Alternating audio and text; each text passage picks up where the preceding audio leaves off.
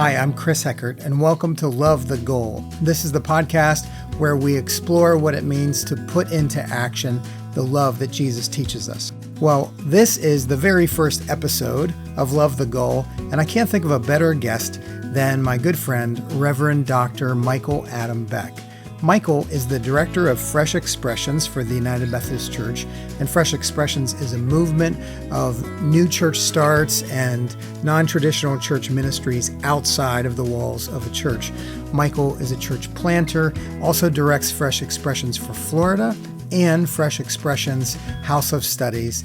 Michael leads a number of churches in Ocala, Florida, including plants in a burrito bar, a dog park, a tattoo parlor, and a sober living recovery house.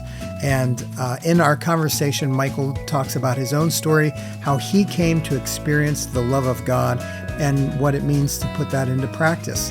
And I hope that the conversation inspires you and maybe even challenges you today to seek to make love the goal of your life. Well, let's dive right into the conversation.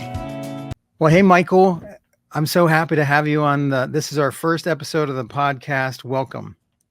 Thanks, man. I can't believe that I get to be first of this amazing lineup of people that you have. That's so awesome. Oh, I couldn't think of a better person. You and I got to meet this past May in Wildwood, and I just was really struck by your story. So I thought you could start out.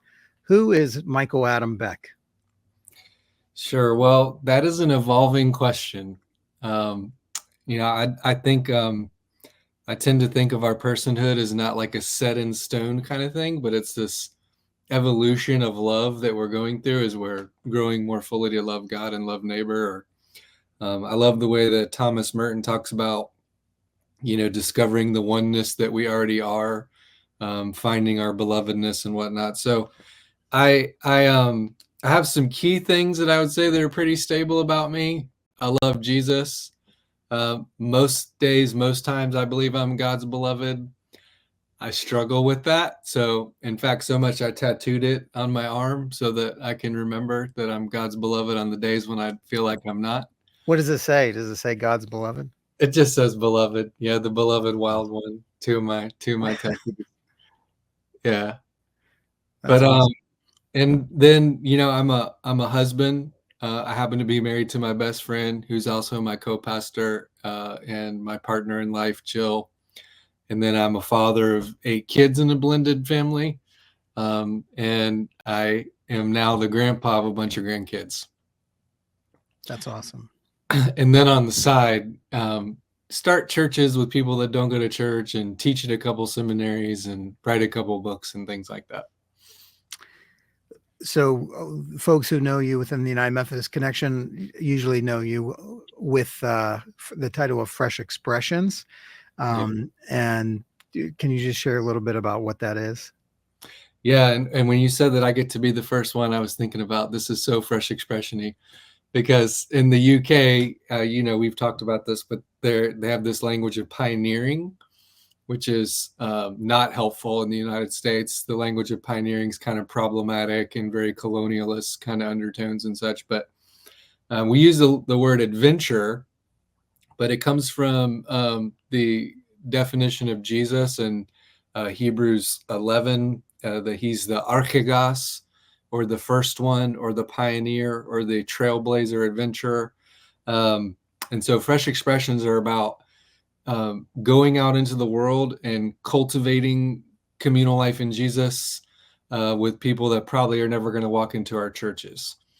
So we do that in my local church. I have a couple inherited churches, and then a plant that we're doing called Compassion, which is also women's sober housing and a church plant kind of all in one thing.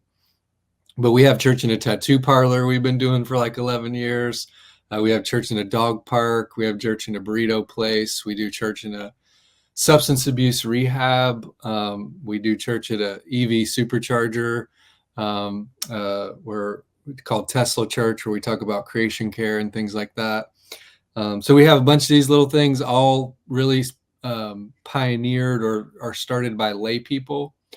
And then my wife and I are kind of like encouragers, supporters.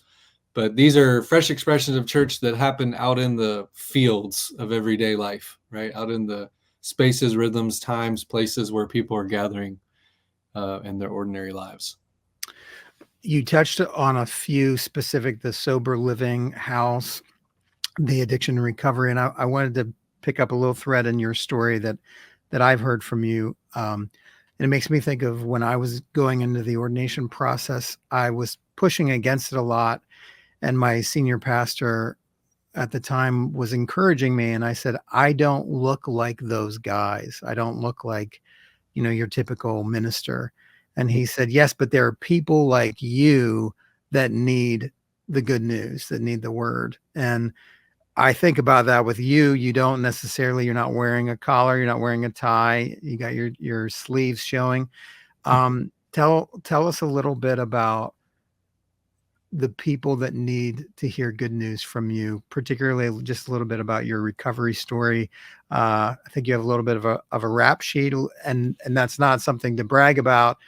Yeah. But it really is something that I think is something for people who need to hold on to something and open a door. It probably is a profound part of your ministry. So I thought maybe you could share that. For sure. So yeah, my priestly vestments are a black tee and jeans. That's for all ordinary lectionary time. And then on high and holy days or baptisms, I switch into the white tee and jeans. So my wardrobe's fairly simple. I don't have to think a lot about getting up in the morning, getting dressed. But part of that is because the people that I'm in ministry with are mostly experiencing poverty or homelessness or are having substance abuse disorder. And so my passion for that kind of flows out of my own experience. I'm coming up now on 17 years of God bless sobriety. you. Yeah. That's awesome, Mike. Thanks, man.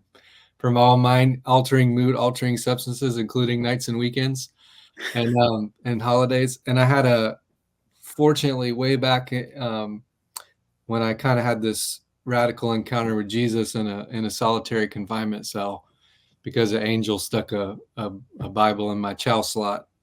I went to this church. It was actually the church that raised me and nurtured me, and I knew it was like one of the safe places I could go in the world. I had a recovering pastor there, Pastor Dan Jones, who said, well, I'm glad Jesus has saved your soul, but AA will save your ass. So I want you to meet me at the noon meeting tomorrow, and I'll show you. I've repeated that like 20 times since you told me, by the way. Yeah, awesome. It's a good one. I didn't originate with me, but it came from him. So yeah, I was actually born addicted. My biological mother was not able to care for me. My biological father was unknown, and my grandparents raised me. And for like the first 10 years of my life, they took care of me, adopted me, and brought me to church. Grandpa died when I was 10, and that's when I started, sliding out, juvenile detention, 9th grade dropout, then lots of, felonies and just really bad cycle of darkness and drugs and alcohol and all of that. So the Lord redeemed me from all of that. So I try to stay connected with that part of myself so that, I can use those wounds, that experience to bring healing to others.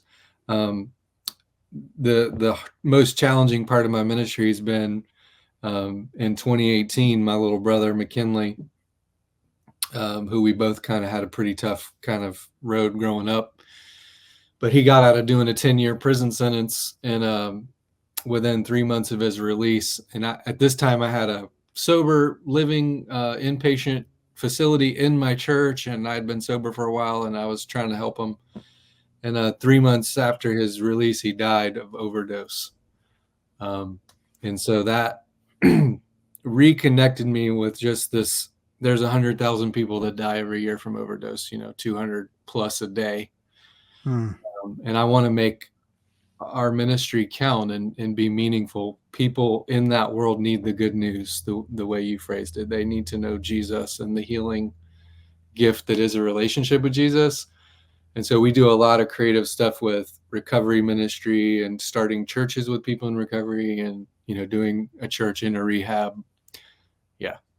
That that's really stuck with me. You shared McKinley's story, and you said, you know, I'm all in because of that. And it's not McKinley obviously is your brother, a real human, but there's a symbolism to carrying his story and trying to prevent that from other families and other people. And that really that spoke to me in such a profound way. Thanks for sharing that.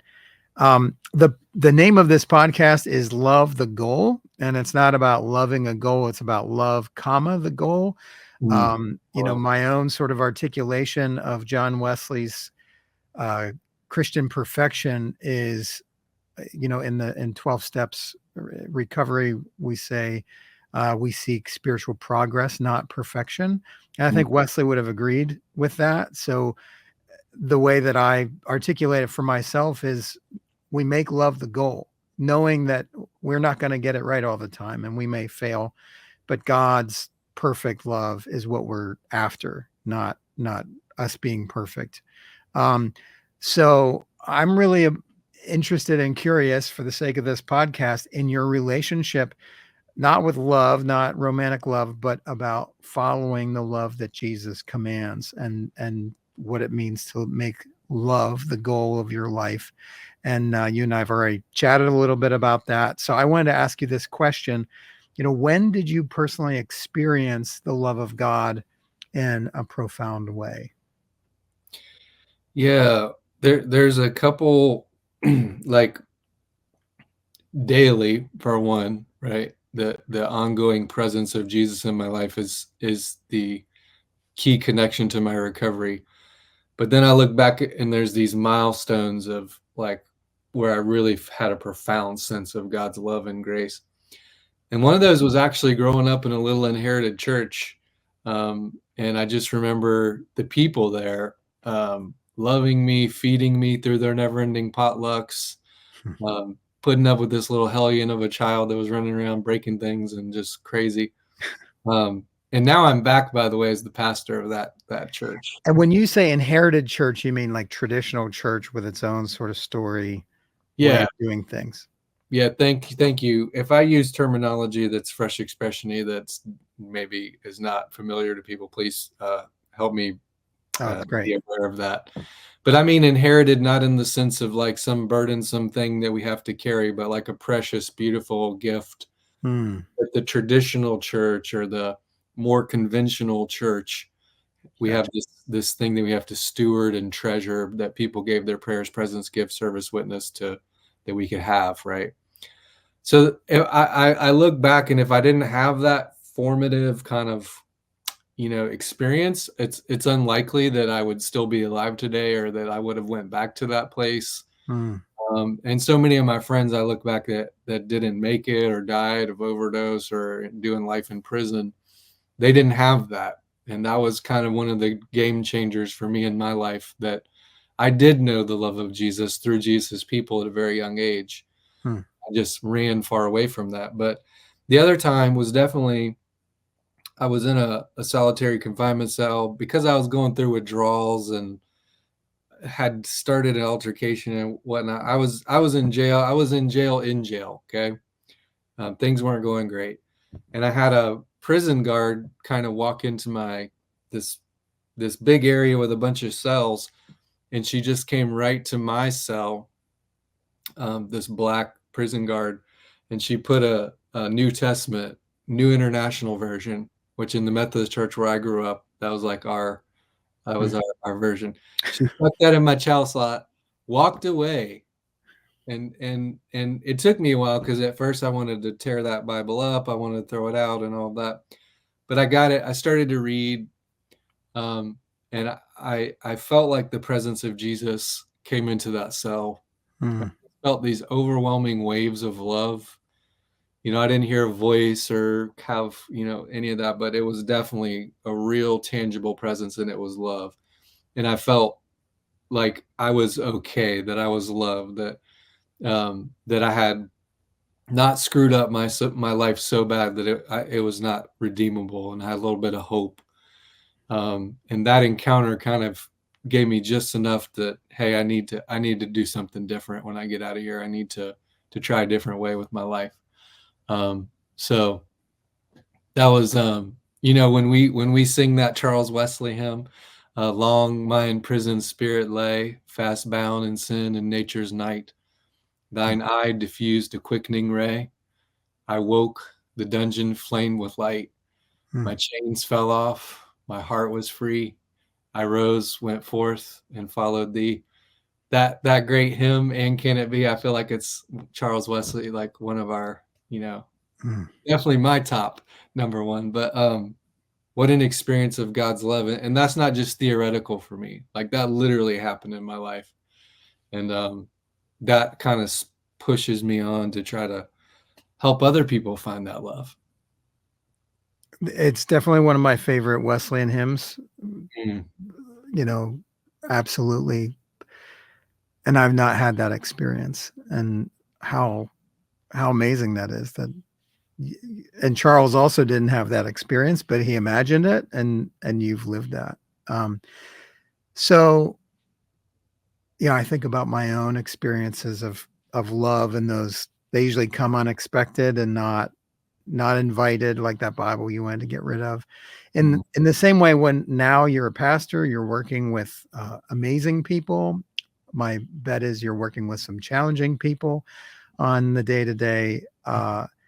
What does it look like when you practice the love of Jesus that makes you uncomfortable? What does that look like?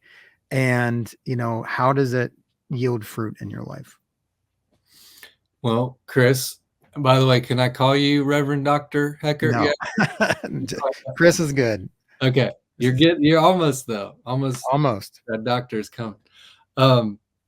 Yeah, I love just the whole point of your message here with love being the goal. And I really think of this now in terms of compassion. I think of holiness in terms of compassion. I guess the whole emphasis of people around, entire sanctification and thinking of it as this legalistic rendering of holiness, like who's pure, who's not pure, who's clean, who's unclean. And that's not the holiness that I see in Jesus. And it's not the God that I see in the Old Testament. The Old Testament talks about is filled with rachum, filled with compassion, filled with, love. And for me, the otherness of God, or the really defining kind of central essence and character of God, is about love expressed in compassion. And I think of compassion as like there's love, but then there's this affective, cognitive, and physical response. Like Jesus, throughout the New Testament, it says he's moved with splachnitzomai. He's moved to the bowels with compassion, with love. And he acts, and he heals people, and he feeds people, and it's like his defining central compass, right? Is this love. And that often put him in kind of collision with the religious establishment of the day. So Jesus got bad table manners. He's not doing the ritual cleansing stuff. He's hanging out with sketchy people, tax collectors and Samaritans and, sex workers, and just go down the list.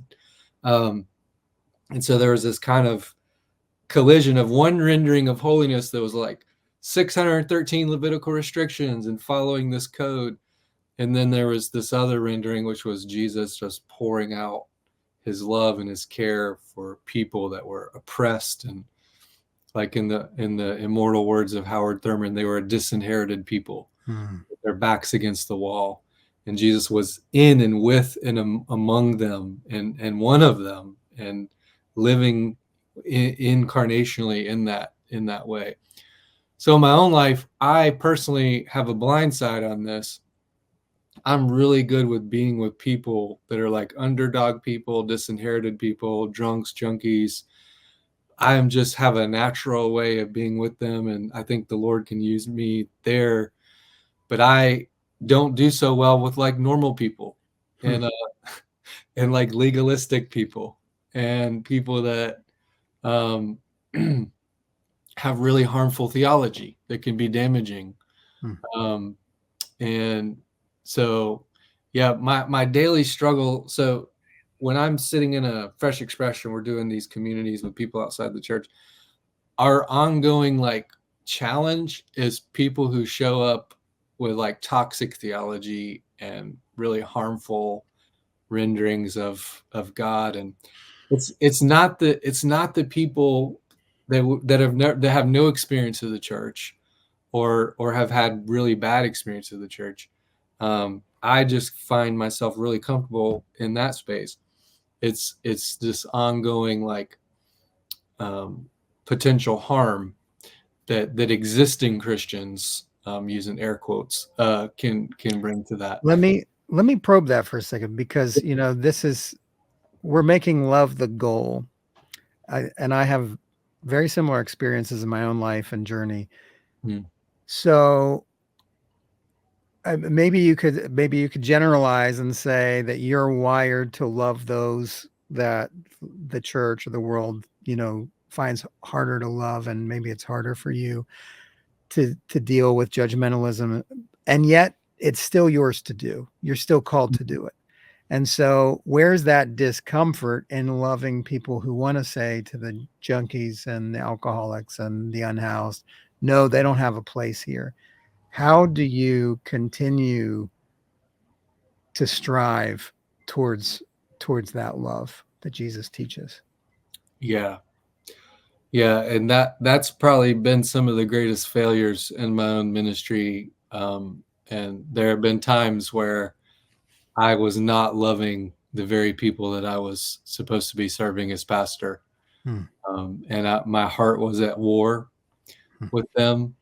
And I just couldn't understand how, there's sociological research that shows that people can be long-term church attenders and like go to church every week and not increase in compassion and pro-social behaviors. So for me, that would be like not grow in love at all and go to Mhm. church every week. And so there's this frustration and this, um, even a little bit of anger that comes with that.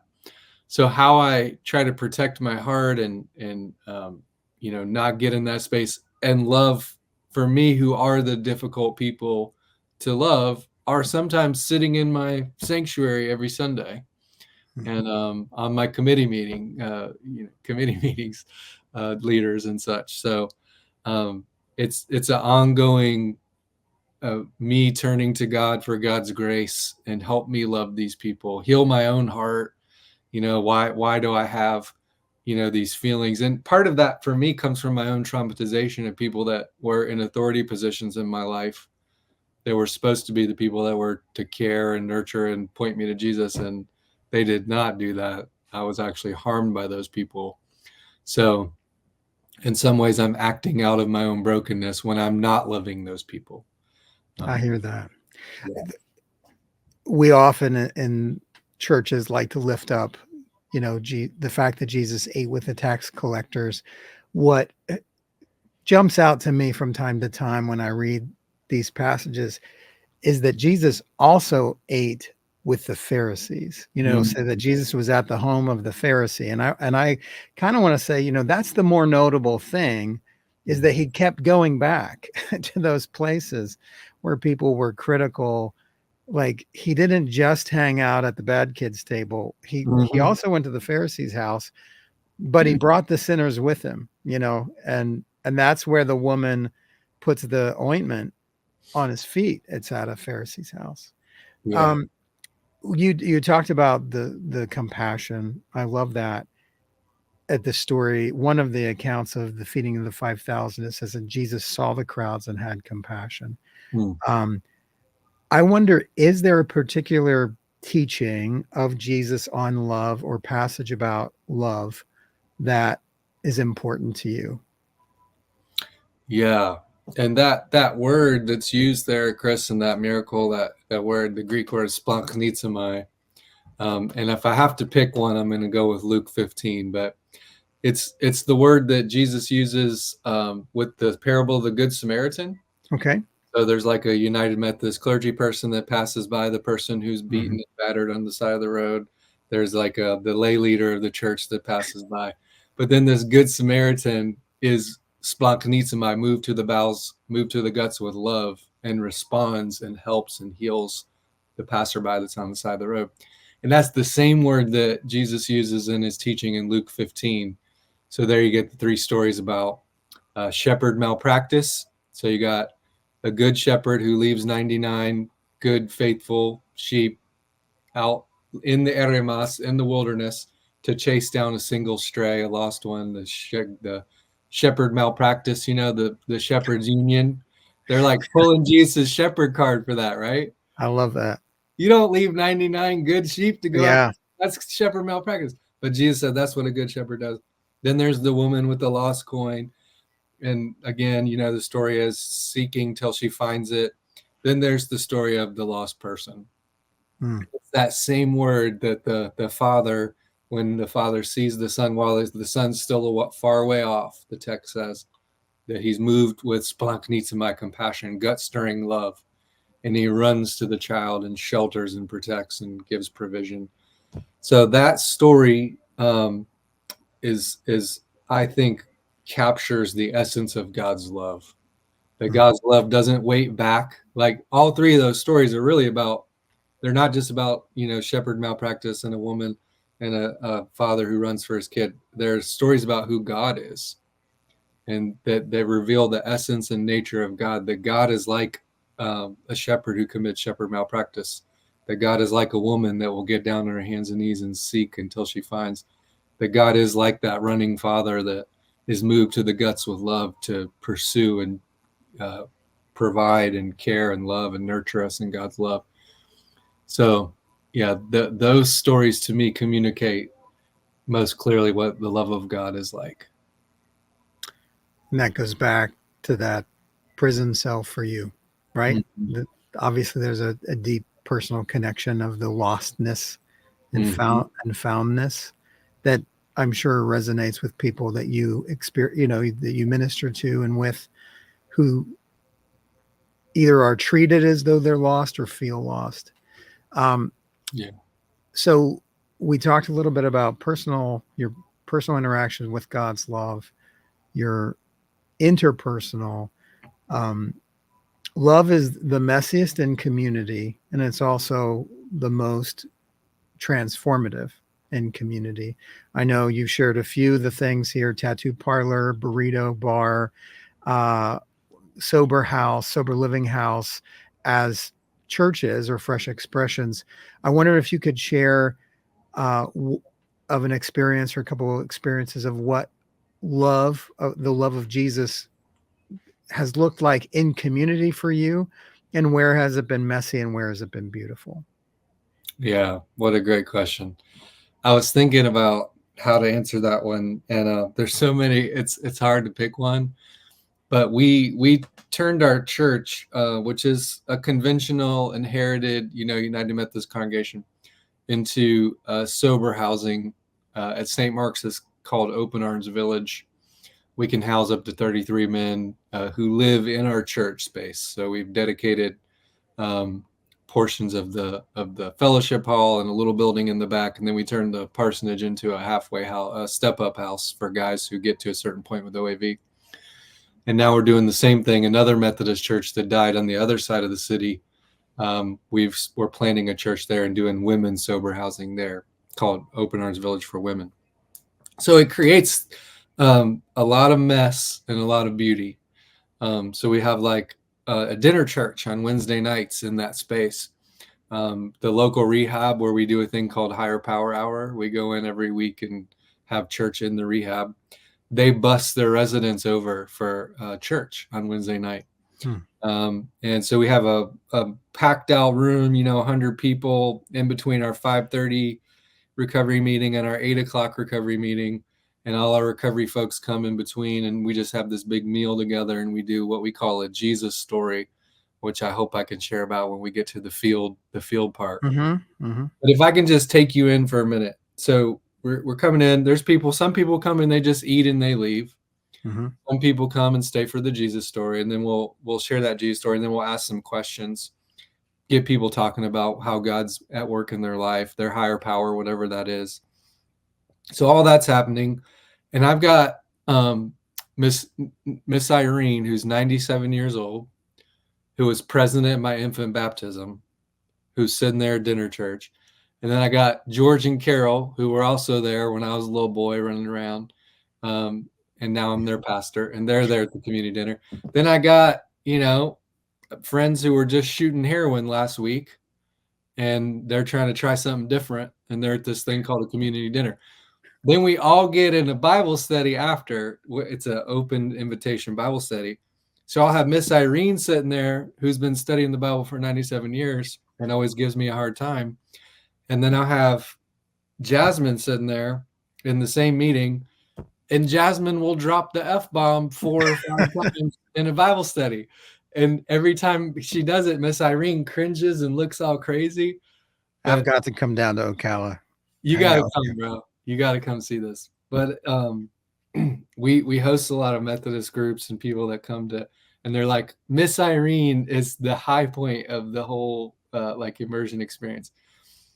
But here, that room of people are sitting together. Some people don't have a Bible, haven't ever even read one. And then people, that have been doing that their whole life.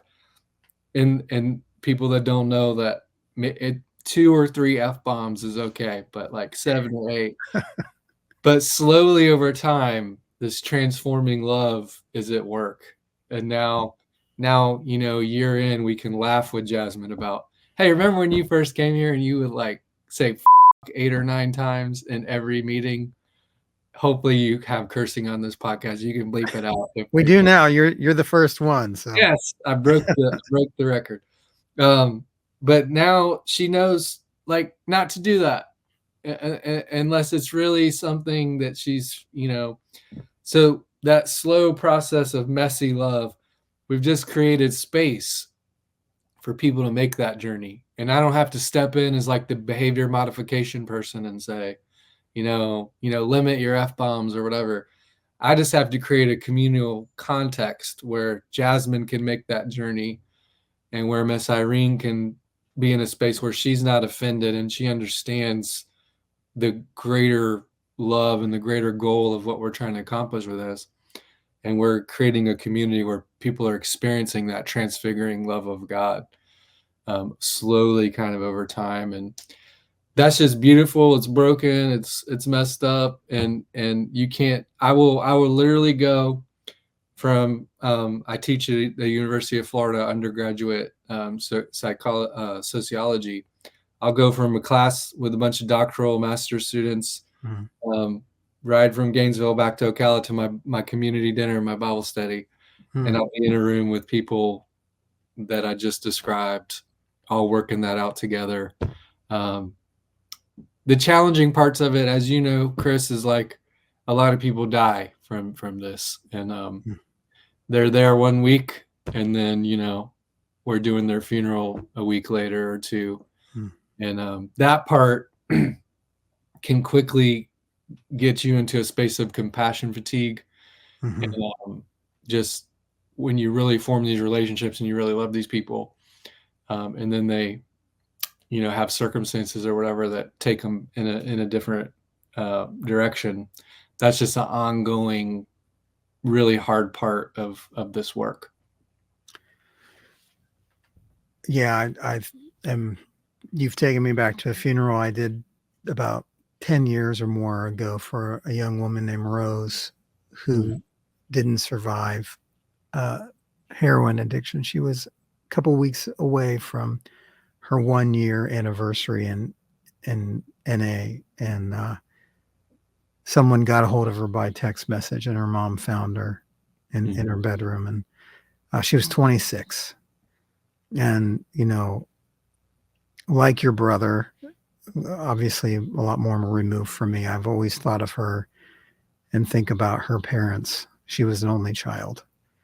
And, if there's anything we can do to prevent even one set of parents from that experience, one sibling, this is for real, and what you're doing is for real. It's not about what hymns are we singing, or do we take out the pews for this is for real. This is for keeps. So I have just 2 more questions if we've got time for them. So what is your ministry field, in which you are seeking to share the love of Jesus.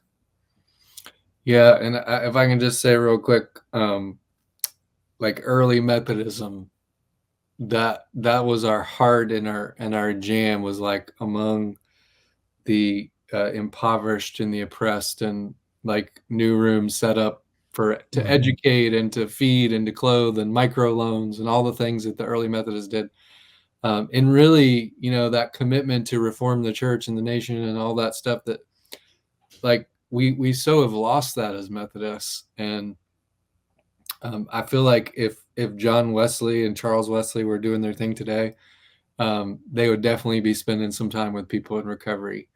And I feel like the 12-step fellowships do Methodism better than Methodists do. But the fields today, they're so diverse and different.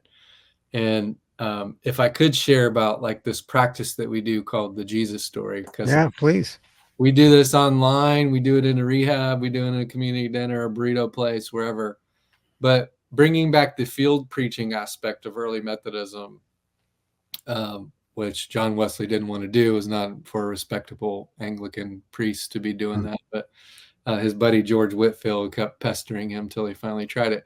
So what that looked like then was Wesley giving an opportunity, realizing people aren't going to come to church. They're not walking into the church. And so we have to go share the gospel with people where they are. And he talked about the awakening grace of God that would come over people in the kind of field preaching out in the ordinary spaces of life kind of thing. So we're trying to do like a 21st century version of that. So we train our lay people to do a 3 to 5 minute telling of a story or a teaching of Jesus. We know that most generations, emerging generations, are kind of over the monologue, and they're over being told, like, you have to believe like this, and if you believe like this, then you can belong in our community or whatever. They're the most spiritually open and curious generations in recent history, really open to explore spirituality and what that could look like, and even open to explore Jesus that could possibly be their higher power, but pretty closed off to the church. Yeah. And so how do we do dialogical field preaching? How do we share the love of God in a way where it's conversational? It's not pressure. It's not, we're trying to get people to like pray the Romans Road prayer or something, but we're just trusting Jesus to be in the center of this circle with his living, glorious, death-conquering self. And we're all circled around Jesus, and there's people moving toward Jesus and away from Jesus and everywhere in between, but we're just in this community together. We share that Jesus story, then we ask some non-threatening, like open-ended questions. Like, if Jesus did this today, what do you think it would look like? Or, in this part of something Jesus said or did really fascinates me or troubles me, what do you all think about it? And then we just facilitate that conversation, which can be extensive. And everybody, they're not right or wrong answer questions where, I got to have the right answer about Jesus, or just, it's a space where everybody can go, I think it would look like this, or I always had a question about this, or whatever. And then the dialogue itself becomes like the field preaching event, if you will.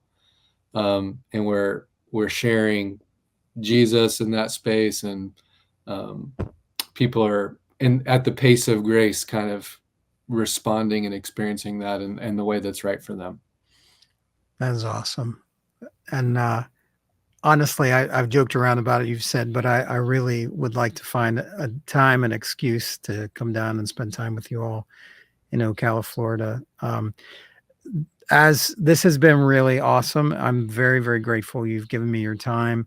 I know you're doing amazing work with folks who need it and who go on to be a blessing in many, many different ways. As we close this very first episode of the podcast, Love the Goal, I am working with a group of about 8 youngish adults, youngish in their 20s, and we're trying to figure out what it means, what it looks like to make love the goal of our life, trying to make families, careers, life work, whatever. If I gave you 60 to 120 seconds to give them some words about the journey of making the love of Jesus the goal, what word would you give them?